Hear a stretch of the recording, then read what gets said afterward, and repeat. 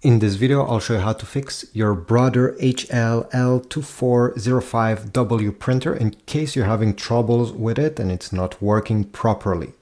So the first solution I always suggest is to simply go in the back and unplug it from the power source.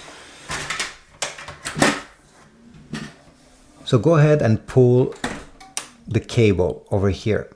Wait about 5 minutes and afterwards go again, plug it again, and hopefully this will solve your issue. Now, if you're still having problems, you can do a reset. And not only a factory reset, but you can also only reset the Wi-Fi settings. So let me show you how this is done by going on this control panel right over there. Press the up arrow. Press it again until you see initial setup on the screen. Then press OK. You're going to see reset. Press OK once more. And now we have multiple choices that we can navigate using these arrows.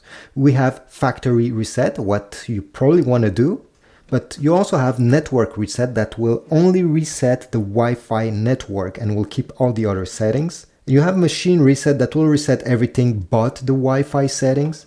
And again, factory reset. You have these three choices. Let's do a factory reset. Once you see this, press OK. And you'll need to confirm to make a reset by pressing the down arrow once, like that. It will ask you, do you want to reboot? You need to press yes. So again, press once more on the arrow down. You just have to wait, as it says here. Usually it takes just a few seconds. Let's wait a bit more. The screen will go dark, as you see, nothing appeared, and then the printer will power on by itself. You just have to wait another like 20 seconds and you'll be good to go. The printer has been fully reset. You see, ready. Thanks for watching.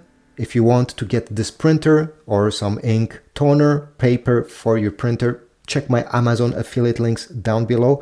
Every time you go through them, I get a very small commission and you support my channel. Like, subscribe, and I'll see you in the next one.